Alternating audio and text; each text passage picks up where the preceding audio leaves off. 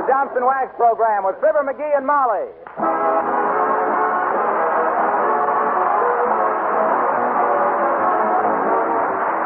The makers of Johnson's Wax, Johnson's Carnew, and Johnson's Self-Polishing Glow Coats present Fibber McGee and Molly, written by Don Quinn, with music by the King's Men and Billy Mills Orchestra.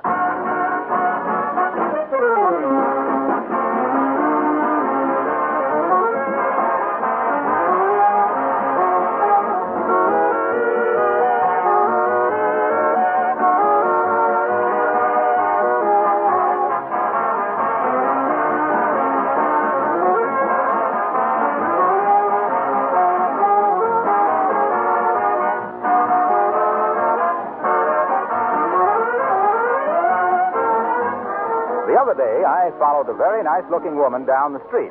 I should add that we just happened to be going the same way. And what made me notice her first was that attractive red, white, and blue shopping cart that she wheeled along beside her. I happened to notice a package of Johnson's Wax among her purchases, and I was reminded again that in these times it's very helpful to have such a product available. In protecting your floors, furniture, and woodwork, Johnson's Wax ties in beautifully with your wartime housekeeping. It saves you work because waxed floors and furniture are easier to clean, require less dusting, and much less work at spring house cleaning. The regular use of Johnson's Wax enables you to keep up the beauty of your home with little effort and small cost. And what's more, this same Johnson's Wax polish offers protection, helps you to take better care of the things you have, not only for the duration, but for long after.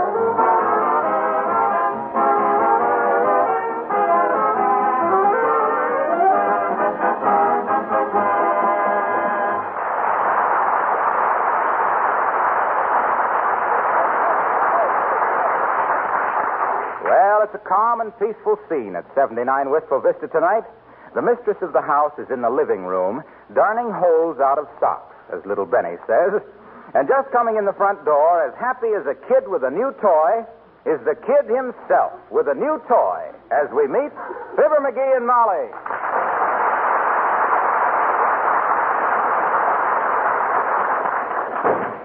Well, McGee, home already? Yep, and I got a surprise. I bought something. For me? For both of us. This is something we've been needing for years. McGee, you bought some phonograph needles. Oh, you dark. No, I didn't. Do we need phonograph needles? Do we need them? I played a Dinah Shore record last night, and she sounded like Andy Devine. Well, remind me sometime, and I'll get some. Remind you? Yeah. I've tied a string around your finger twice, and what happened? What happened? Well, the first time you bought string, and the second time you bought lady fingers. Oh.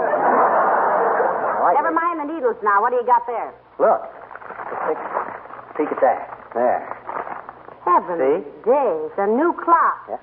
And take it right back, too. The hour hand is missing. No. Now, that ain't a clock. It's a barometer. I've been wanting one for years. A what? A barometer. What does it do? You mean you're ignorant as to not knowing what a barometer does? It tells the weather. Why, a captain of a ship can look at one of these things and tell right away that there's going to be a hurricane. Well, get it out of here. We'll have no hurricanes in this house. Don't be so unlogical. Barometers don't make the weather. They just tell what it's going to be. From now on, we don't have to guess about tomorrow's weather. Well, I'm sorry to hear it. Huh? After being married to you all this time, dear, the only surprises I had left in life were tomorrow's weather.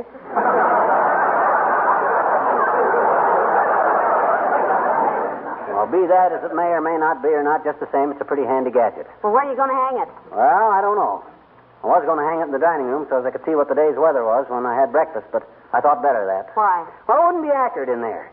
Temperature's too changeable on account of so much hot toast and coffee and oatmeal in the morning and cold cuts and ice cream at night. No, I think I'll hang it up in the... Come in. Hi, kid. Oh, hi, old-timer. Hello, Mr. Oldtimer. What can we do for you? Oh, just wanted to ask the kid here if he wanted to go fishing tomorrow. How do you know the weather will be right for fishing? How do you know it won't? Well, he just got a new weather indicator, Mr. Oldtimer. Yeah. It prevaricates the weather. Sure it does. Scientific instrument. Very precise. No, give me that scientific ketchup, Johnny.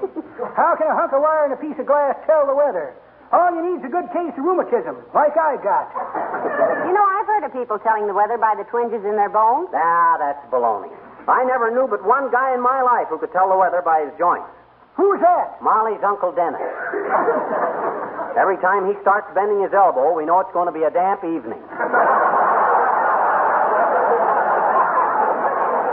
Well, how about tomorrow, far, Johnny. My bones say the weather is going to be okay for fishing. You better check it with that thermostat of yours, dearie. Okay, I will. Now, let me see. Barometric pressure, low pressure, high pressure, in conflict with cumulus clouds over the... Oh, my gosh. What's it say, Johnny? What's it say? No. No, on the 12th of May, that's ridiculous. It ain't ridiculous if the barometer says so. I'm sorry, old-timer. No fishing for me. Oh, Homer, you're just being silly.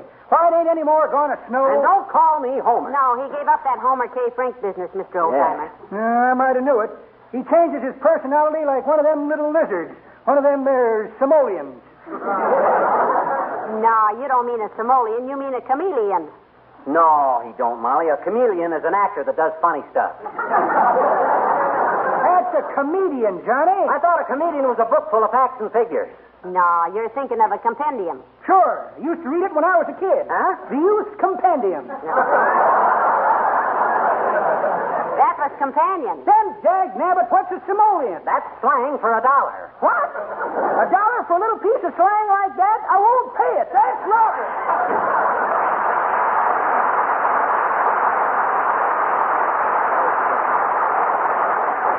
Well, I don't know why he got so angry.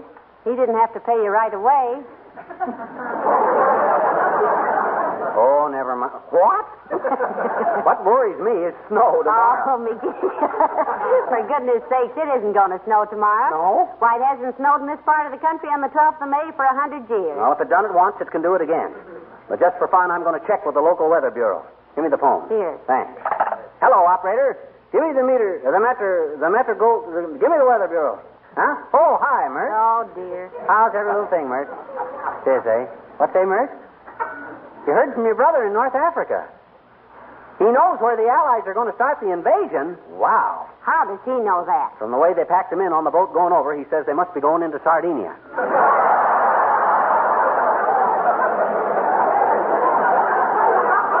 What say, Mert? Yeah, pretty good. Well, I'll call him later. And hey, Mert, you better wear your overshoes tomorrow. It's going to snow.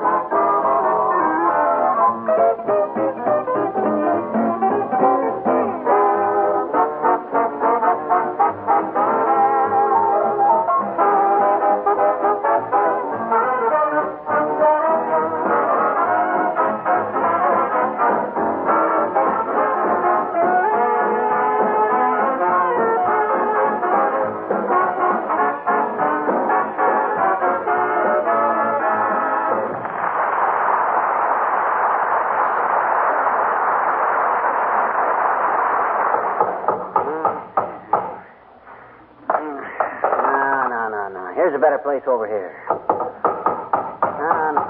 That's too close to the window. This is better over here. McGee, what on earth are you doing? I'm trying to find the right place to hang my barometer. Well, make up your mind. You got so many holes in the wall now, it looks like we're living in a sponge. Okay, Hey, do you know what I did? I haven't the faintest idea. And I've crossed my fingers so much I have to signal X for victory. What did you do? I called up the Wistful Vista Gazette and told them it was going to snow tomorrow. They were real interested. I'll bet they were. Yeah.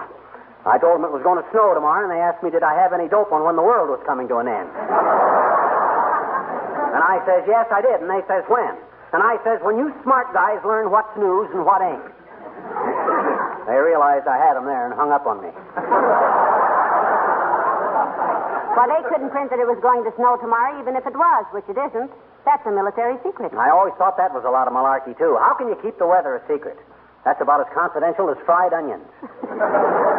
Hey, how'll the barometer look here? That ought to be... No, McGee, not there. It's right over the radiator. Oh, yes. Always be fair and warmer there. Now, let's see. Come in. Oh, hello, Abigail, darling. How do you do, Mrs. McGee and Mr. McGee? Hi, Uppity. Throw your coat on the davenport.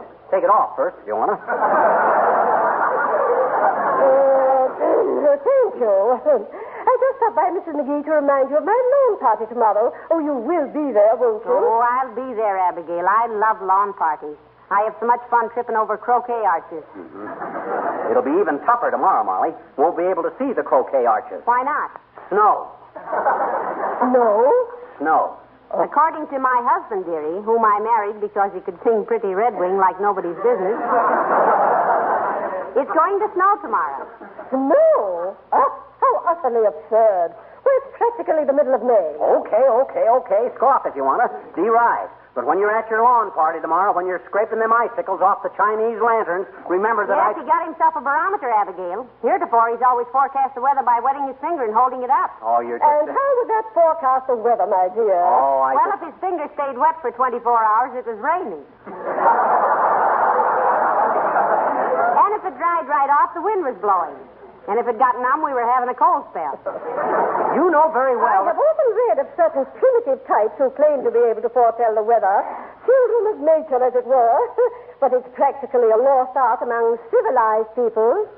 Oh, so I ain't civilized, eh? Well, when my barometer said... I remember when we were just children and we wanted to have a picnic, we always asked McGee if it was going to rain. And if he said yes, we went ahead with the picnic. Is that so? As I remember, My great-grandfather had a pet chimpanzee he kept in the attic who always knew when it was raining. We discovered later that the roof leaked. Now, wait a minute. Just because a guy reads the scientific instrument... Well, I certainly shan't worry about it snowing on my lawn party tomorrow, my dear. Mr. McGee may consider himself a weather prophet, but I have seen forecasters on an old washing machine that were more efficient and did less squeaking. Oh, yeah? Well, let me tell you something, And Mrs. furthermore, Mr. McGee, if it does snow tomorrow, I shall be here with a shovel and clean off your sidewalks. Goodbye.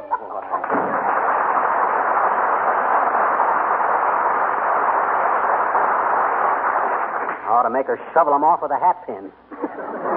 Old gravy boat. That's what a guy gets when he tries to do people favors. Reach out a helping hand, and 10 to 1, somebody slams the door on your finger. Now, take it easy, dearie. After all, snow on the 12th of May is a little ridiculous. Ridiculous, my clavicle. That's what I get for trying to argue with a couple of women. What do women know about science? What about Madame Curie? Well, what did she ever do? She discovered radium. So what if she did? It's a nuisance. Turn it on, and all you hear is a lot of bum gags. Listen, I didn't say radio, I said radium. Well, gee whiz, I don't see... Believe me, this is the last time I offer free advice to people that are too ungrateful to use it. If I ever... Hello, folks. Hello, Mr. Wilcox. Hi, Junior. If I ever go one step out of my way to help anybody again, Oh, hi, Wilcox. When did you come in? What are you screaming about, pal? The ungratitude of people. Mrs. Uppington wouldn't believe him when he told her it was going to snow tomorrow, Mr. Wilcox. No. Tomorrow. Oh, you too, huh? Another septic.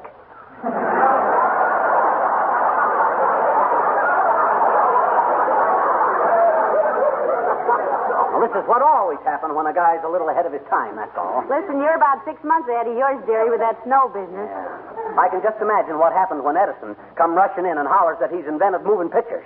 Some linthead probably sneers and says, oh, yeah? So who's going to play Alice Faye, Lillian Russell? Oh, calm down, Fibber. Take it easy. Well... What makes you think it's going to snow tomorrow? Well, he's got a new barometer, Mr. Wilcox. Yeah. He says a ship's captain can take one look at it and tell if he's going to get a load of sugar cane. I didn't say sugar cane. I says hurricane. Oh, yeah, that's right. Well, look. Look, I wish you'd take a look at that barometer again, pal. You're making a bum out of lots of smart car owners. Why, said little Fibber, with good humor in his merry blue eyes and all over his vest.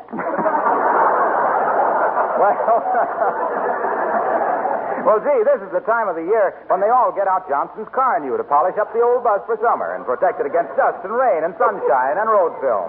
Yeah, so take back your weather, man. Listen, Crawford, I didn't make this barometer. I bought it.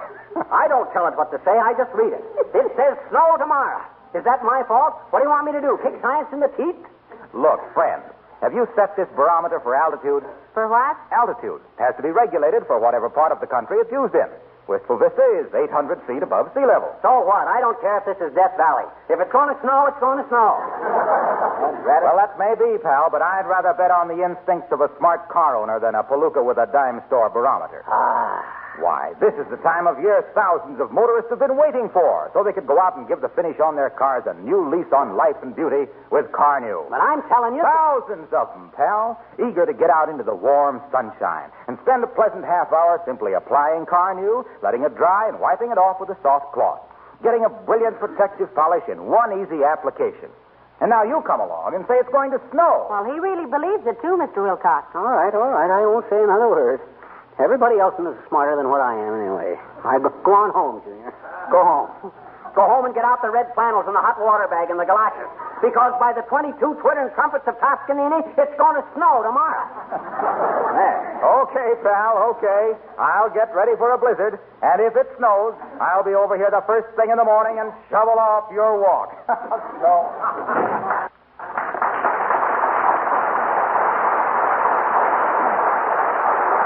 Well, you don't seem to be convincing anybody, dearie. Who cares?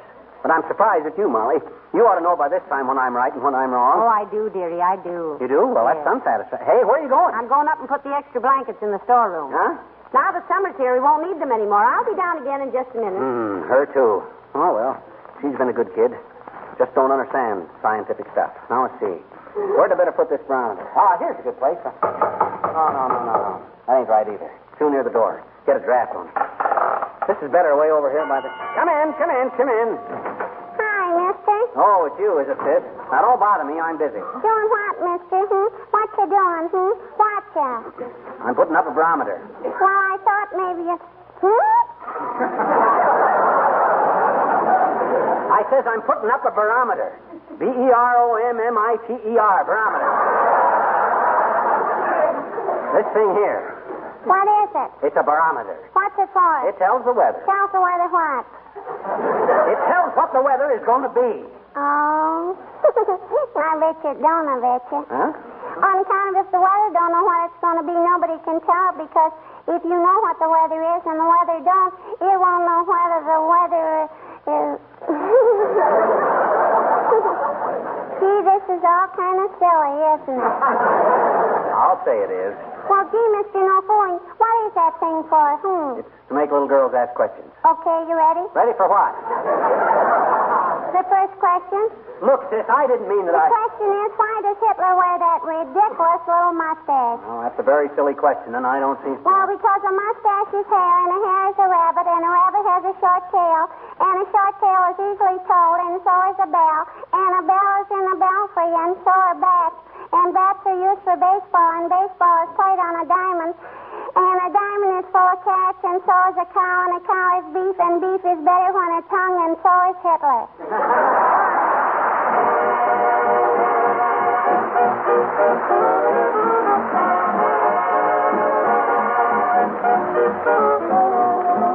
The King's Men sing Steamboat Bill. Down the Mississippi steamed the whippoorwill, commanded by the pilot, Mr. Steamboat Bill. The owners gave him orders on the strict QT. We're out to beat the present record of the Robert E. Lee. Just beat up the fire, let the old smoke roll. Burn up all the cargo if we run out of coal. If we don't beat that record, Billy told the mate, send my mail and Carapater at the Golden Gate. Steamboat Bill, steaming down the Mississippi. Steamboat Bill, a mighty man was he. Steamboat Bill, steaming down the Mississippi. Gonna beat the record of the Robert E. Lee. On board there was a gambling man from Louisville who tried to get a bet against the whippoorwill. Billy tried to roll and really was a bear. The boiler it exploded, blew them up in the air. The gambler said to Billy as they left the wreck, I don't know where we're going, but we're neck and neck. But Billy said to the man, I'll tell you what I'll do. I'll bet $100,000 I go higher, higher, higher, higher than you.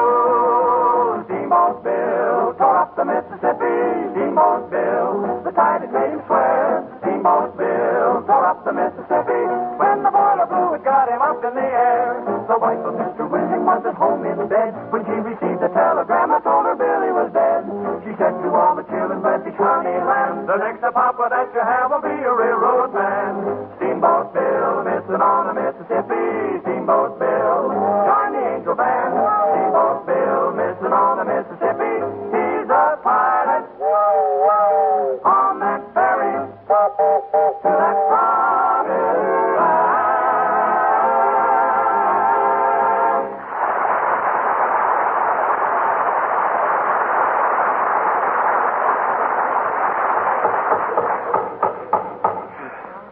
That won't do. That's too close to the fireplace. Now, let me see. If I put it on the west wall where it can watch the sun rise, it ought to be all... Yeah, that's it. McGee, haven't you got that barometer hung up yet? No, but this ain't the kind of a thing a guy rushes into, you know. You got to mull it over in your mind. If I put it on this wall here, I think... My, it's getting late for callers. Come in. Oh, hello there, Dr. Gamble. Come right in. Hi, Doc. Well, what's the matter with you, my boy? You don't look sick. Oh, I'm not sick, Doc. The reason I called you, I want to know what's the thing to do when a guy smashes his thumb. Oh, McGee, did you smash your thumb with that hammer? Take off your shirt, McGee. There you go again. Take off your shirt. Take off your coat. Take off your... Where'd you get your degree, Doc? In a burlesque theater? Come on. I'm a busy man, McGee. Which thumb is it? Well, it'll no doubt be this one on my left hand. What do you mean, no doubt? Well, gee whiz, I never pounded a nail yet that I didn't smash my thumb. So I thought it'd be smart to call Doc Gamble so he'd be here when I done it. Oh, dear. Stick around, Doc. Hand me the hammer, Molly. I want to go. McGee, the best treatment for a smashed nose. I didn't say nose. I said thumb. I said nose. Huh? Because the very next time you call me over here on some silly errand, I'm going to poke you right on the nose so hard you'll breathe down the back of your own neck. Oh, dear. I'm sorry, Doctor. He had no business calling you until he was hurt. Oh, no? Well, in China, you only pay a doctor when you're well, and I think I got... You think? If a thought ever percolates through that crankcase of yours, they'll be dancing in the streets. After this, never pay my bills, McGee. Huh? But when you die, leave me your brain. I want to mount it on the head of a pin and send it to Johns Hopkins. Good night.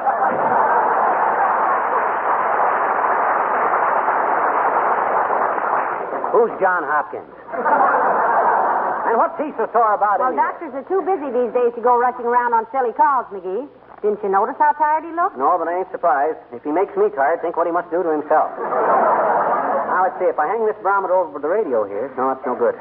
Hot band number might affect the sensitivity. For goodness sakes, who's that now? Probably Wimple. Everybody else has been accounted for. Come in. Hello, Mrs. McGee. Hello, Mr. McGee. Good evening, Mr. Wimple. Hi, Wimple, old man. Kind of late for you to be out, isn't it? Yes, it is, Mr. McGee. But I was out for a walk, and I saw the light in your window, so I just thought I'd drop in and say hello. Hello. Hello. You better enjoy your evening walks while you can, Wimp. It's going to snow tomorrow. Snow? Hmm? Oh, Mr. McGee. You're just ragging me. Huh? It can't snow on the 12th of May. That's what I keep telling you, Mr. Wimple. Okay, let's drop the subject. I know what I know, and I know what I know, and that's all there is to that. How you been, Wimp? You wrote any new poetry lately? As a matter of fact, I have, Mr. McGee. Oh. I sent one to my publishers just yesterday. What was it, Mr. Wimple? Well, it was sort of a campaign poem, Mrs. McGee, to make people save their tires.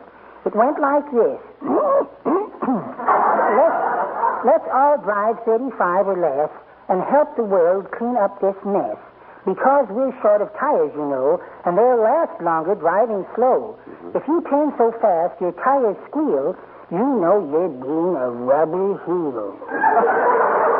Say, that's pretty good, Wimp. Fine. But there won't be much driving tomorrow, fast or slow. Be too slippery. Have the snow plows out all day, plow the snow. Well, if you really think it's going to snow, Mr. McGee, I'd better call Sweetie Face. She was driving to Gunnersville tomorrow, and I'd better tell her to go by way of the River Road. The River Road? Oh, no, Wimp, that's too dangerous. Every time it snows, that bridge goes out. Yes. Good night.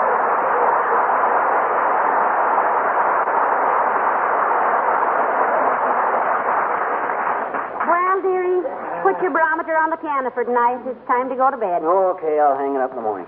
I'll lock the back door. No, I will. I have to leave a note for the milkman anyway. You wind the clock and put the chain on the front door now. Okay. Boy, will I make chumps out of all these chumps when it does snow tomorrow. There won't be so... Hello? Mr. McGee? Yeah? I'm sorry to call you so late, Mr. McGee, but we're taking inventory, and I just... Hey, wait a minute. Who is this? This is Miss Oglethorpe at the Wistful Vista Instrument Company. We sold you a barometer today. Oh, yeah. If you'll bring it in tomorrow, Mr. McGee, we'll be glad to exchange it for you. Huh? The one you have was a display model and has just a dummy dial. So sorry. Good night. Oh, my gosh. A dummy barometer. And I've been telling Mind everybody... the telephone ring, dearie? Huh? Oh, yeah. Yeah, it was a mistake. Yeah, mistake. Well, it's a fine time to get a wrong number. Yeah. Well, come to bed now. Okay. You have to get up early and watch the snowflowers, you know. Yeah.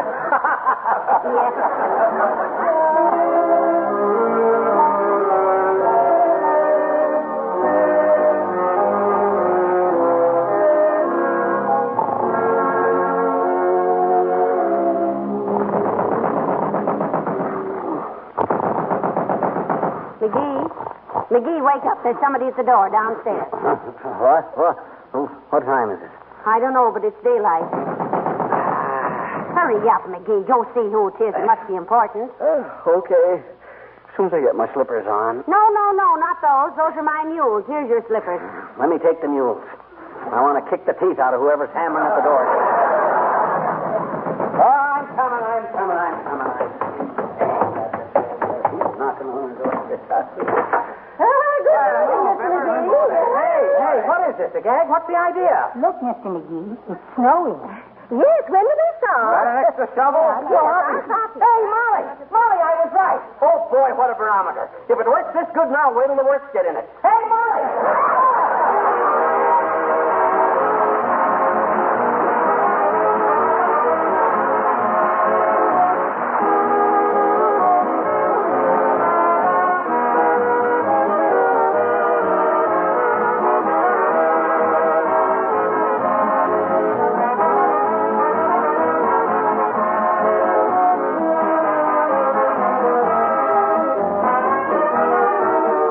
Those of you who are doing your spring house cleaning this week will be glad to hear a letter we just received from a lady in Michigan.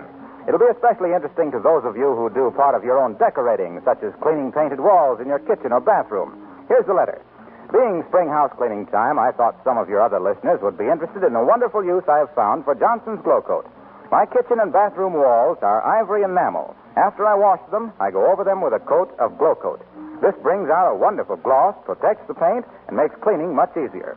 Well, now, there's a suggestion that really will save you many hours and lots of work. If you're in the midst of your spring house cleaning now, remember this extra protective use for Johnson's Glow Coat on your kitchen and bathroom walls in addition to its primary use on your floor.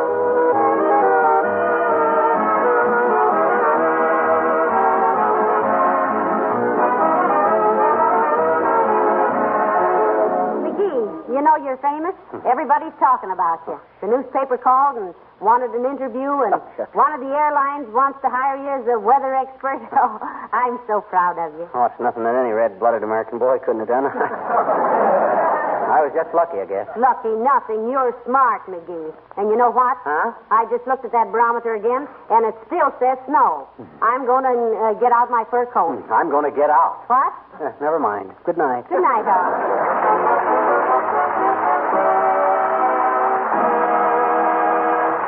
The characters of the old-timer and Wallace Wimple heard on this program were played by Bill Thompson. This is Harlow Wilcox, speaking for the makers of Johnson's Wax Finishes for Home and Industry, inviting you to be with us again next Tuesday night. Good night. This program has reached you from Hollywood. This is the National Broadcasting Company.